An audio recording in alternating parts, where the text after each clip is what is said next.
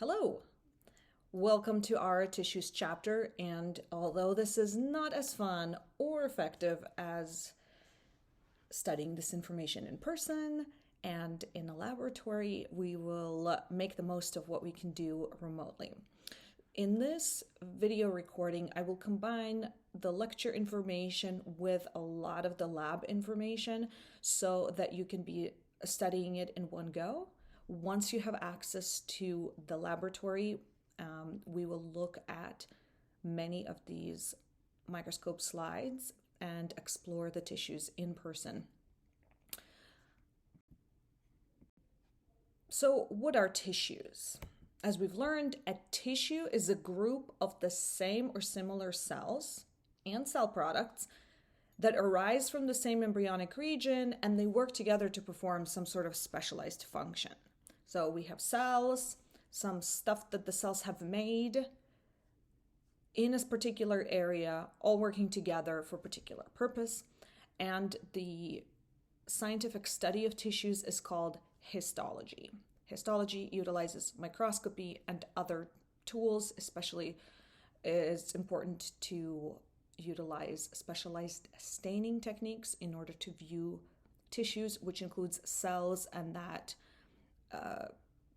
diverse cellular product material that I have mentioned. There are 4 primary tissues. So these are large categories, and we will explore each one of them in more detail. Epithelial tissue, connective tissue, nervous tissue, and muscular tissue.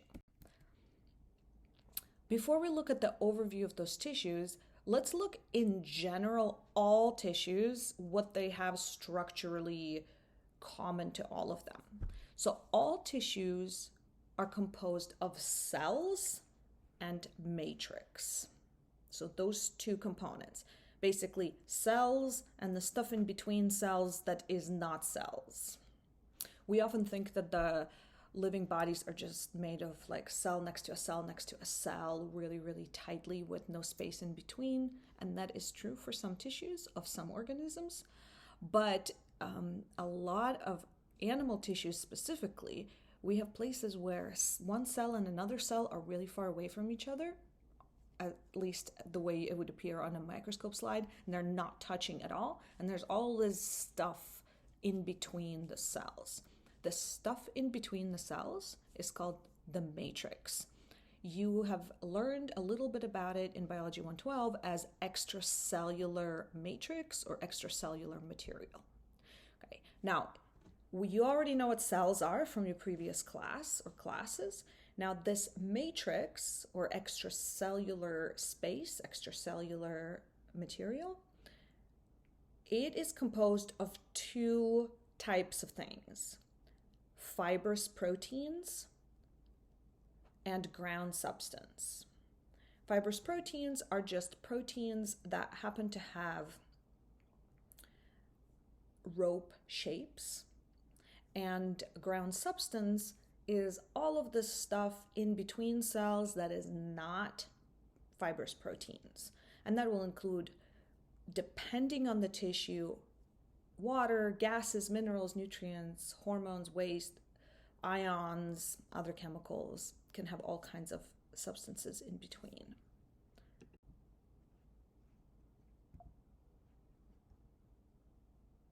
Now, all of the tissues and your whole body came to be from embryonic tissues.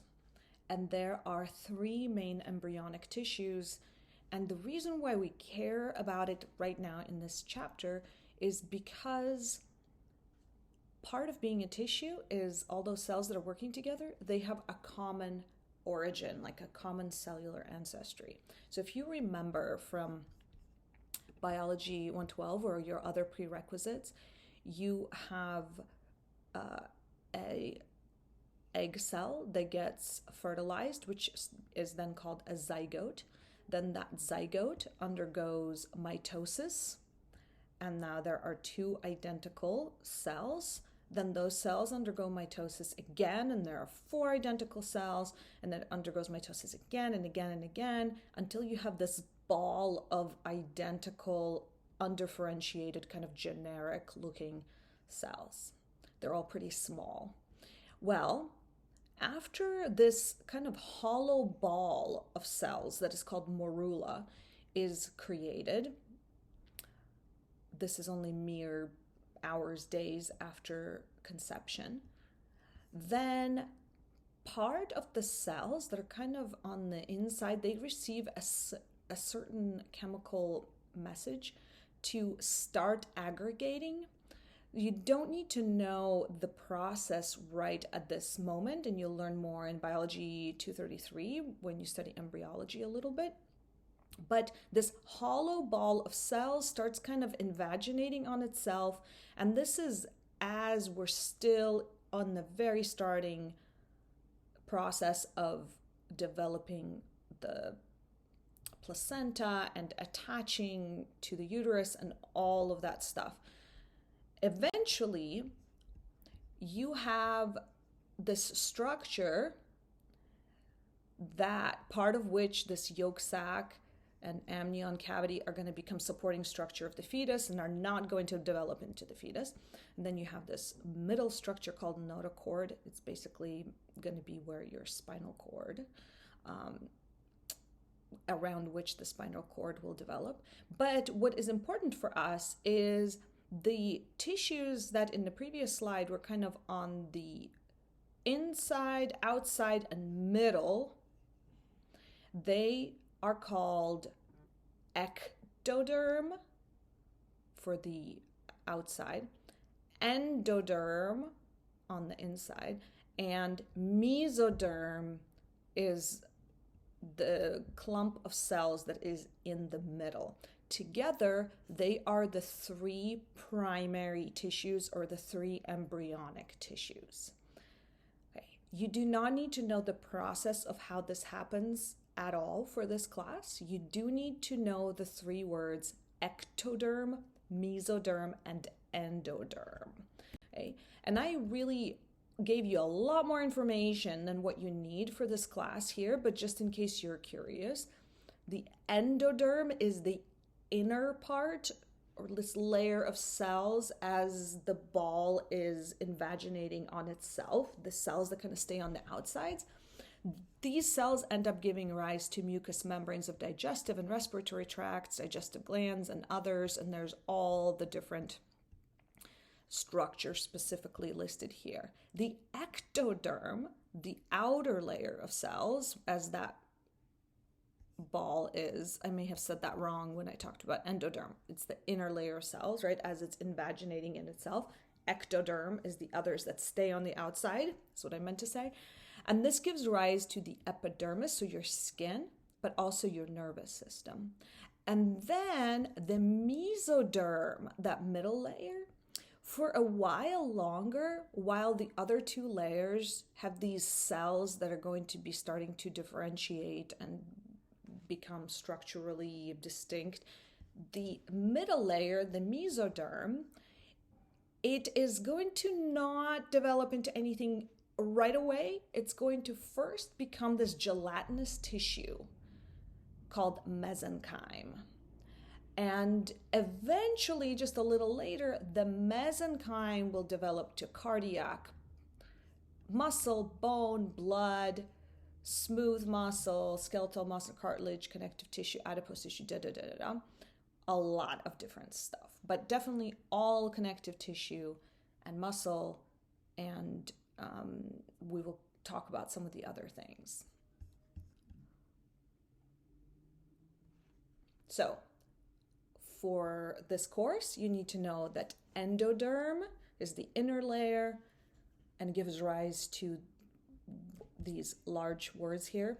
Same for ectoderm. And for mesoderm, again, you just need to know that it becomes mesenchyme and then develops into connective tissue and muscle, among other things. Okay, so the four classifications of mature tissue are epithelial, connective, muscular, and nervous. In general, I have the overview here. Let's go through it. Epithelial tissue in general covers body surfaces. That includes outside of our body, like the way you would think outside of your body, but also lining the cavities in your body, so those kind of hollow spaces in the body. It also forms glands. Okay, connective tissue in general is extremely diverse, and it kind of almost doesn't have a commonality. People sometimes are like, oh, it connects other tissues or binds organs together. Yeah, if you use those terms loosely, that's correct. However, it does a lot of different things. What it has in common is that it all came from mesenchyme, that gelatinous goo that came from mesoderm, embryonic layer that is in the middle. So we will learn a lot more about connective tissue. Muscle tissue contracts or shortens, and this is in general to move body parts or to move something within body parts. Nervous tissue is for communication, detects and responds to changes in internal and external conditions, and we will talk a lot about muscle and nervous tissue later in this term. Before we talk about epithelial tissue in more detail, I would like to review connections between cells that you may have been introduced to in previous classes that are important. One such tissue cell connection is called tight junctions. And tight junctions, they are made by a lot of different proteins that kind of span through two neighboring plasma membranes in order to seal two cells together really, really, really tightly. So these tight junctions are able to form fluid tight seals between cells. So if something has to travel across, it actually has to go through a plasma membrane, into the cell, through the cell, and onto the other side of the plasma membrane instead of being able to fit in between cells. So things, when there are tight junctions involved, things cannot fit between cells hardly at all or at all. Okay. The desmosomes or hemidesmosomes, which are like half of desmosomes, again, made of protein structures that do not make fluid tight seals, but they do create connections in between cells to keep them from sliding away from one another or from being separated from one another. Often, this is in addition to anchoring cells to each other, it also anchors cells to basement membranes, which we'll talk about later. And finally, gap junctions, they are like protein tunnels in between cells. So although we don't want stuff going in between two plasma membranes, we do, in this case, with cells that have gap junctions, we do want materials to travel really quickly from one cell to another. So instead of taking the time to pass a plasma membrane of one cell and then the plasma membrane of another cell separately, you can just shoot through the tunnel that connects both cells together. Okay, so this will be especially important in tissues that we will discuss next term, but it's good to be aware of them here. So what type of tissue out of the 4 mature tissue categories lines cavities?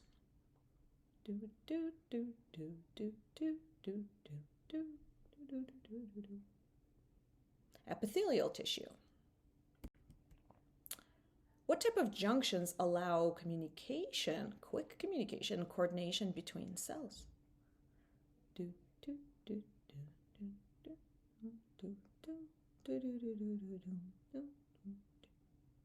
Gap junctions.